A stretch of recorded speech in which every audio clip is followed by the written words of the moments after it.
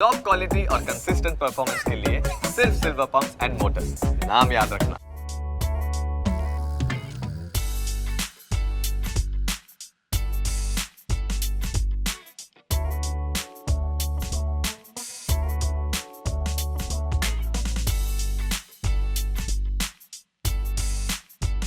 ભાઈ હું આવી ગયો છું સુરત અને સુરતમાં આવ્યા હોઈએ અને લોચો ના ખાઈ એવું બને અને એટલા માટે જ અહીંયા પાર્લે પોઈન્ટ બાજુ મને દેખાયું છે જાની લોચો હાઉસ.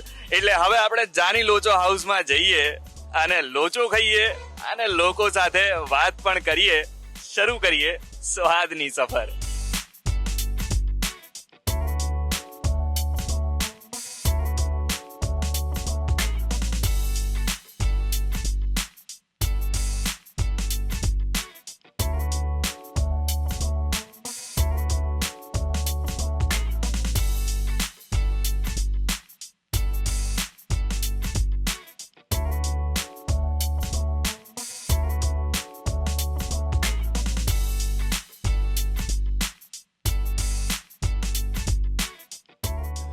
અચ્છા હવે અહીંયાના લોકો સાથે વાત કરીએ અને સરસ મજાનો લોચાનો સ્વાદ માણી રહ્યા છે. ક્યાંથી આવ્યા તમે?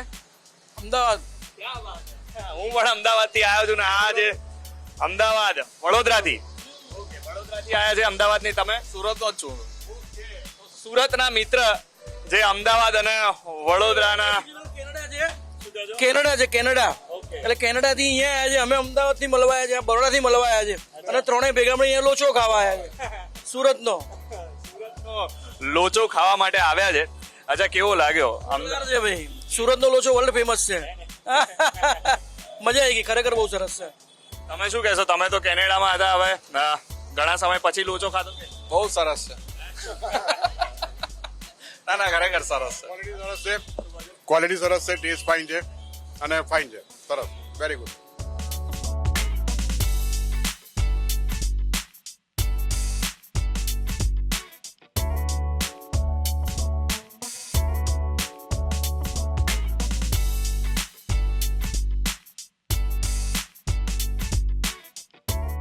અને આપણા આ સુરતી લાલાઓ તમે જો ખમણ ને લોચો ખાઈ રહ્યા છે. રેગ્યુલર આવો અહીંયા જાની લોચામાં? હા, અમારે આવવાનું થાય એટલે અમે કમ્પલસરી અહીંયા લોચો ખમણ ખાઈને જ જવાનું. ક્યાં વાત હે. હા, અમારે આમ રહેવાનું અહીંયાથી અમારે કામરેજ લગભગ થાય 25-27 કિલોમીટર દૂર થાય, પણ સુરત આવવાનું થાય એટલે લોચો જાનીનો જ ખાવાનો.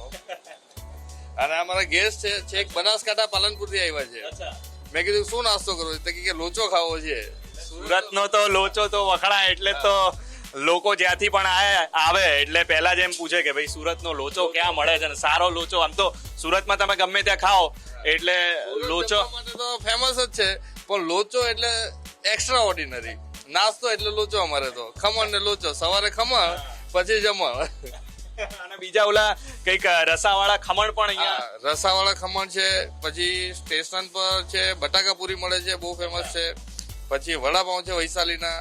આ બધા ખૂબ ફેમસ વસ્તુઓ છે. અને આમે સુરત નાસ્તા માટે સવારે ઉઠો અને રાત્રે 12-1 વાગ્યા સુધી લોકો જમતા ના દેખાય, સુરત ના કહેવાય. સુરતનું જમણ એટલે જમણ ભાઈ. અને આ મિત્ર આયા છે બનાસકાંઠા પાલનપુર થી આયા છે ને સુરતી લોચો ખાઈ રહ્યા છે. કેવો લાગે? એકદમ મસ્ત. હું જેટલી બી વાર આવું એટલી વાર લોચો તો ખાવાનો જ અહીંયા. હા હા. તમે સુરત થી જ છો? બનાસકાંઠાથી. તો તમે મિત્ર પણ જો એટલે બંને લોચો મંગાયો છે. આ તો સુરતના જ છે એટલે એમને તો ભાઈ લોચો તો રોજનું થયું કે આપણે. કેવો લાગે? બહુ સરસ મજા આવી લોચો ખાય. હા.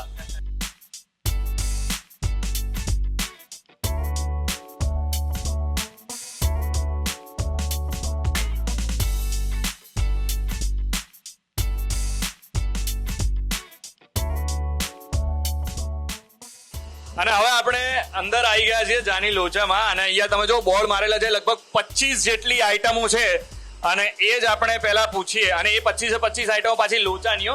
સુરતનો લોચો તો વખણાય છે પણ એ લોચામાં 25 આઈટમો અને ગ્રાહકો તમે જો અહીંયા સતત એક પછી એક આવતા જ રહે છે.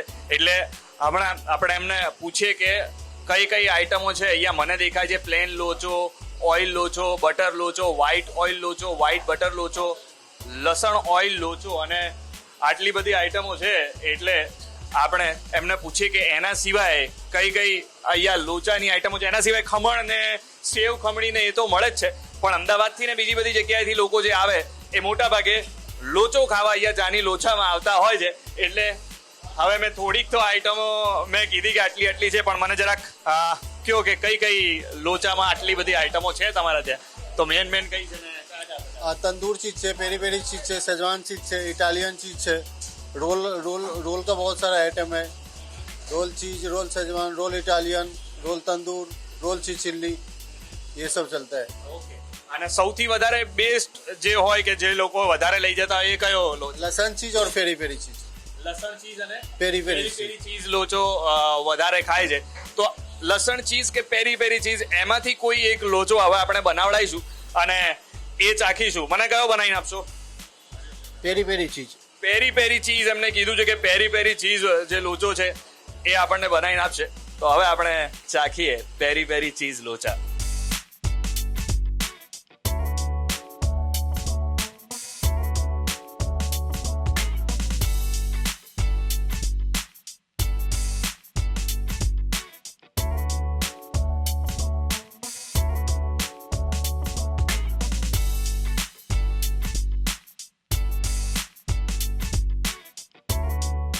અને હવે મારા મોઢામાં આવી રહ્યું છે પાણી, કેમ કે આ આવી ગયો છે પેરી પેરી લોચો.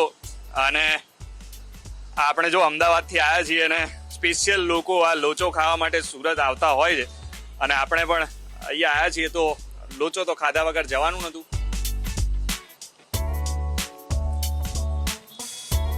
વાહ, પેરી પેરી લોચો આ મોઢામાં મૂકીએ ને તરત ગળામાં જતું રહે એવો લોચો. અને એમાં પણ એમને કીધું એમ 25 જેટલા સ્વાદ, અને એમાંથી જે બેસ્ટ છે એ પેરી પેરી લોચો મને બનાવીને આપ્યો છે. ખરેખર અદભુત છે.